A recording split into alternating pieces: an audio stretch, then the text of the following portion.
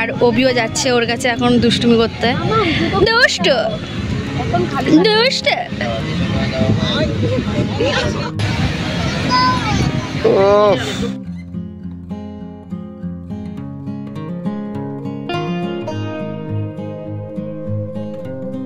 বিড়াল, এই তুই বিড়াল, তুই যেখানে মাছ দেখিস লোবার মতো দাঁড়িয়ে পড়িস।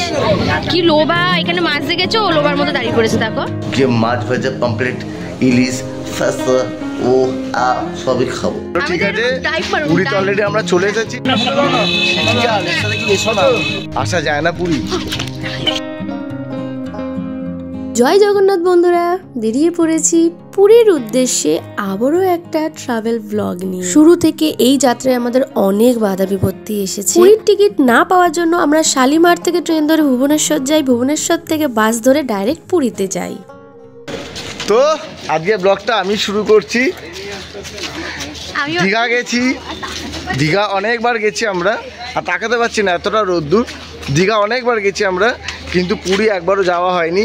পুরী ভেবেছিলাম যাব, কিন্তু না বাবা বলে না যে কৃষ্ণর ডাক বা জগন্নাথের ডাক না হলে আসা যায় না পুরী, আসা যায় না পুরী, আসা যায় না পুরী। এবার কৃষ্ণ এমন ডেকেছে, হোঁচট খেয়ে পড়তে যাচ্ছিল, বলে তুই একবার ওপরে চলে আয়। কৃষ্ণ ওপরে টেনে নিচ্ছিল টুকু, তোর কিন্তু আমার মনে হয় না তুই বেশি দূর যাবি বলে, তুই সাবধানে থাকিস কিন্তু। আজকে আমাকে জল জল দেখলে আমাকে কে আটকায়। চলো ঠিক আছে, পুরী তো অলরেডি আমরা চলে এসেছি। এখন আমরা যাচ্ছি স্নান করতে। ডিটেলসটা তোমাদের দেবো, আশা করি সবাই জানে পুরী দীঘার ব্যাপারে, আর কাউকে বলার নতুন কিছু বলার কিছু নেই। By the way, Hare Krishna, hello my lovely angels, welcome back to my channel. I'm back with another video with a new vlog. পেটে দৌড়াচ্ছে রাহু, ছুচো ইঁদুর। অভি 50 খানা লুচি খেয়ে নিল এখানে বসে বসে, আর এই কটা লুচি বেঁচে রয়েছে। আর অঙ্কনদা 5 খানা ডিম টোস্ট খেয়েছে, আর মাম 4 খানা ডিম টোস্ট। আর আমি এখন অব্দি কিছু খাইনি, আমাকে না দিয়ে সব খেয়ে নিয়েছে। ও তুই সবার মাথা খেয়েছি। আর এই যে কাকিমাটা বানাচ্ছে, বানিয়ে যাচ্ছে, ইনি হাঁপিয়ে গেছে। এরা এত খাচ্ছে, এত খাচ্ছে, এত খাচ্ছে, মনে হচ্ছে এরা 7 জন্ম খায় না, খেতে পায় না। আর এই আরো বসে রয়েছে বিড়িখোরের মতো। লুচি দিয়েছে আমাকে, না দিয়ে ও পুরো লুচি খেয়ে নিল 1 প্লেট। মানে বউটা যে না খেয়ে সকাল দিয়ে সের কোনো হুঁশ নেই, 7 খানা লুচি গপ গপ করে খেয়ে নিল। এখন আমাদের ডিম টোস্ট এসেছে, এই ডিম টোস্টটা খাই। তুমি আমায় লুচি বানিয়ে দাও কাকিমা, ওর অমলেট পরে বানাবে। একমাত্র অঙ্কনদাই সানগ্লাস এনেছে, বুদ্ধিমানের কাজ করেছে। আর আমরা সবাই এরকম হয়ে যাচ্ছি রোদে। বিভৎস ঠান্ডা এখানে গাইস, খুব ঠান্ডা, এতই ঠান্ডা যে আর নিতে পারছি না, কম্বল নিয়ে বেরোতে হবে। প্রচন্ড গরম পড়ে গেছে।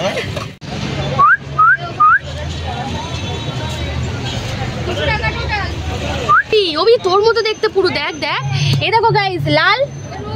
আর এই যে লাল, পুরো গিরগিটি, পুরো গিরগিটি বাবা।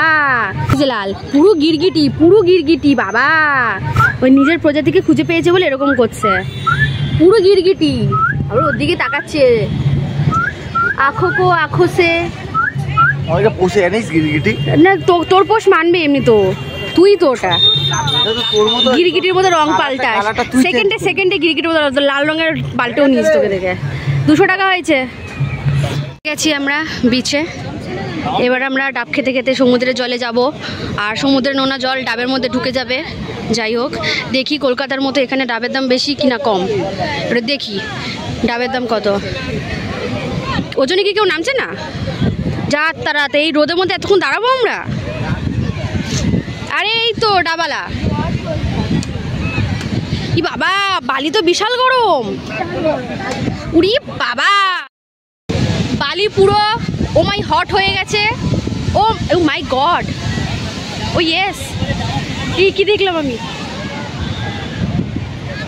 এখানে একজন মৃত অবস্থায় পড়ে রয়েছে। যাই হোক, রোদের মধ্যে ও মাই গড, গরম বালির মধ্যে গরম রোদ বাবা। এটা কারণ কি কালারটা ট্যান, এত ফর্সা তো কালারটা ইন্ডিয়ান কালার। বাবারে বাবা, এই বলছি এখানে ফাঁকা ছিল, আর ওইদিকে কিন্তু বিশাল ভিড়। ওইদিকে যাবো না, এই জায়গাটাই যাবো, এই জায়গাটাই ফাঁকা আছে। ফাঁকা আছে, এখানেই করব। আরে একটু ডাব খেলে ভালো হতো। আরে ডাবে তো রাখবো না এগুলো। হ্যাঁ, ডাব খাবো, ডাবালাকে পটাবো, তারপরে চলো ডাবালার কাছে যাই। চলো, দাদুটা বসে রয়েছে, চলো। ওই বাবারে হাঁটতে পারছি না এই গরম বালি। ছাড়া বালিতে পা রাখো। পুরো লু বইছে মনে হচ্ছে। ওকে বালিতে পা রাখতে দিও না। পুরো লু বইছে, পুরো লু। এ তুই ওনার বুকের উপর দিয়ে পা তুলে দিয়ে চলে যাস না।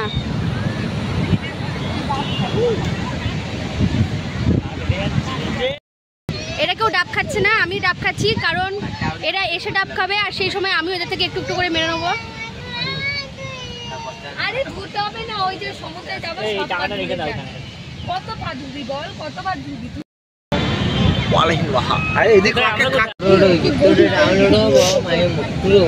এইখানে আমি ডাব খাচ্ছি, ডাবের শ্বাস। তার সাথে আর একটা লোক প্রেমে ধোকা খেয়ে রোদের মধ্যে এরকম আধমরা হয়ে পড়ে রয়েছে। ওকে দেখে আমার জীবনে খুব আর অবিও যাচ্ছে ওর কাছে এখন দুষ্টুমি করতে। দুষ্ট দুষ্ট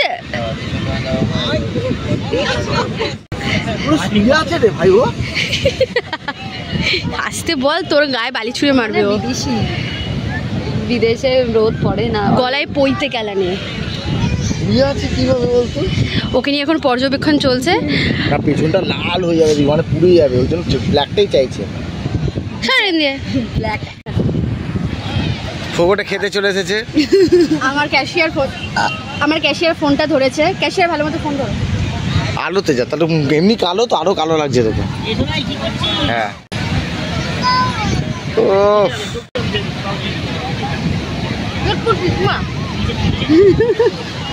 ভূমিমা। আর এই যে চুচি বাউনি বালি লাগে, পা ধুয়ে দিতে হবে। এ আউবি কি করে?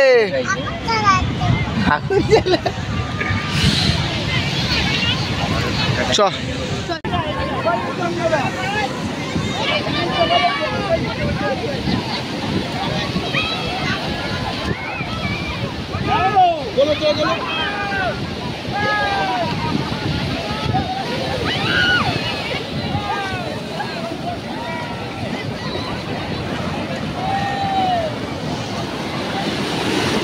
জল সেটাস না, মোবাইল আছে।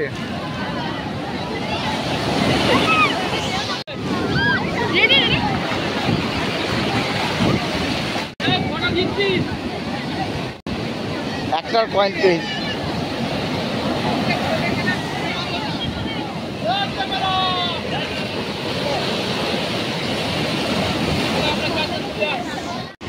অঙ্কনটা তুমিও যাও ওর সাথে একটু।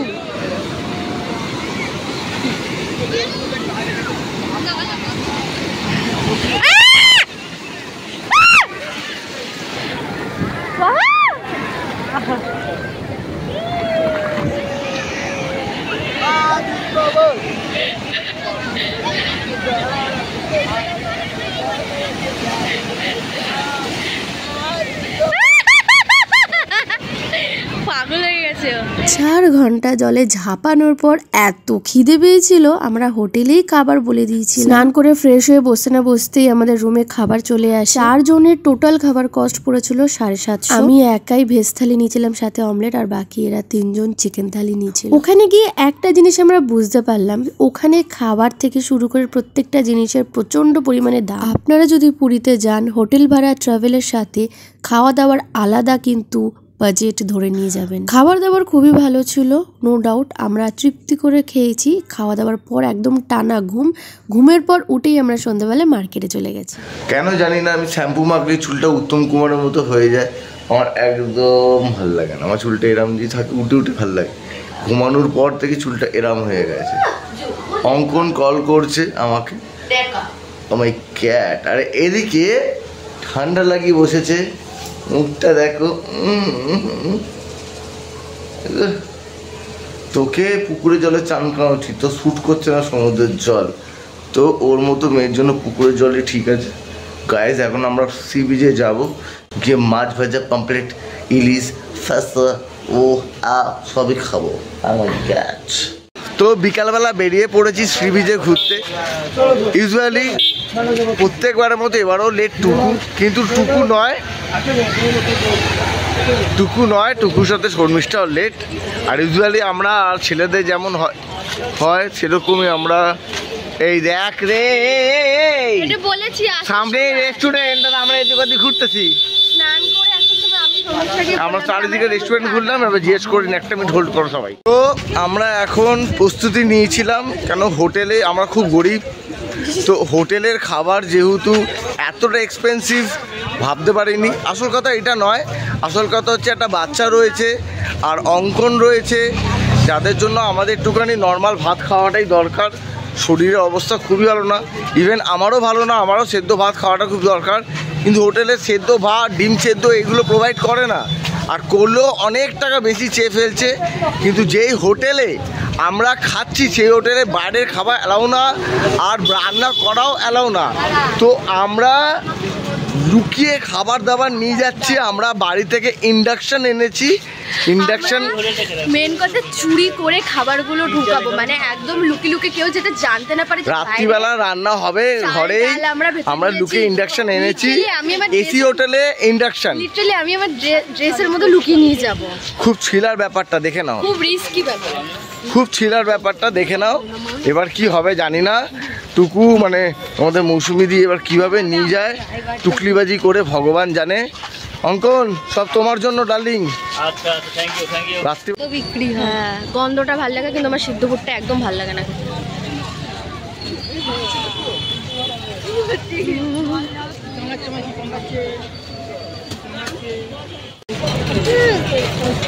আমরা এখন বিচে এসেছি ঘুরতে, এদিক ওদিকটা দেখছি।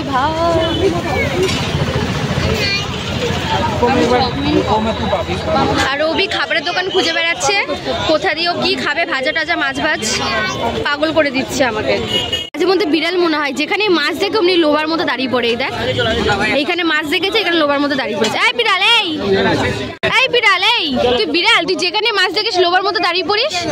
কি লোভা, এখানে মাছ দেখেছো, ও লোবার মতো দাঁড়িয়ে পড়েছে। দেখো, ওষুধ খেয়ে শরীরটা একটু ঠিক করেই আমরা বেরিয়ে পড়ি বিচ মার্কেটের উদ্দেশ্যে।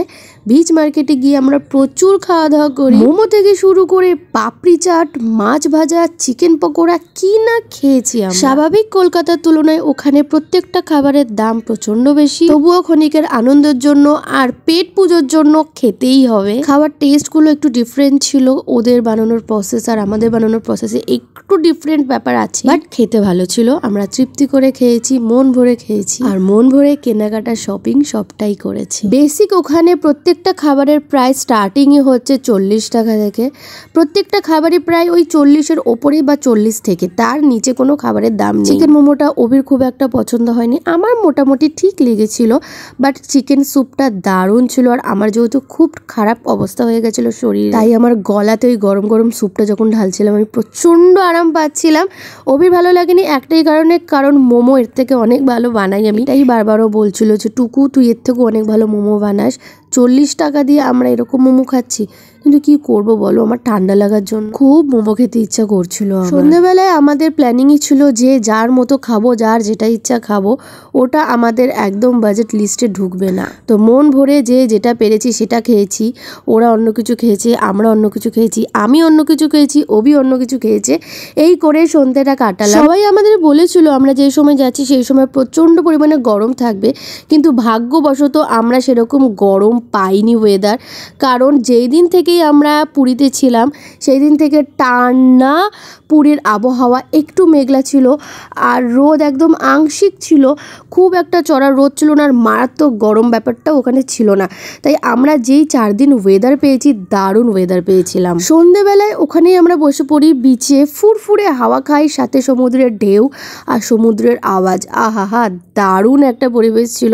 ঘরে বসে বসে এডিটিং করছি আর মনটা খারাপ হয়ে যাচ্ছে, ইস ওখানে ছিলাম কত ভালো ছিলাম। বিচে প্রচন্ড পরিমাণে ভিড় ছিল, কিন্তু আমরা ফাঁকা জায়গা দেখে বসেছিলাম, কিন্তু যেখানেই ফাঁকা জায়গা থেকে বসি সেখানেই ভিড় হয়ে যাচ্ছে। চিকেন পকোড়া হজম করার পর আবার খিদে পেয়ে গেল, চলে আসলাম পাপড়ি চাট নিতে।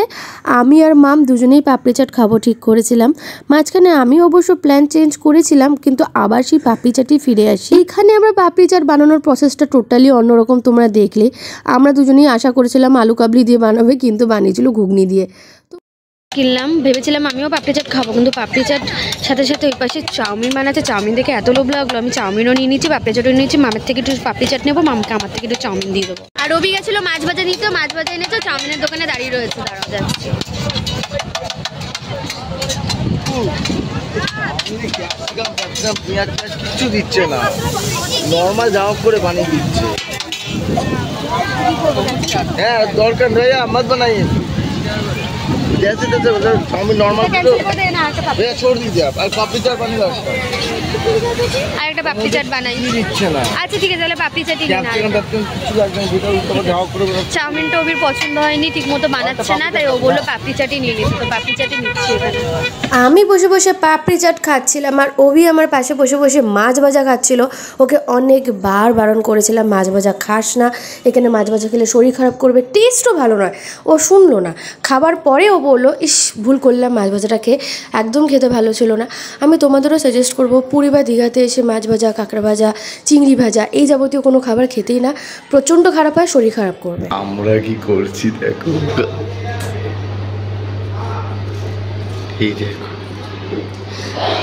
কি করব, অনেক রাত হয়ে গেছে আর বাইরের খাবার আমরা খাবো না, আমাদের শরীরের অবস্থা ঠিক নেই। আমি ঠিক করেছিলাম ভুলভাল খাবার খাবো না, এসবই খাবো। আজকে তাও 8টার দিন ভুলভাল খাবারই খেয়েছি আমরা।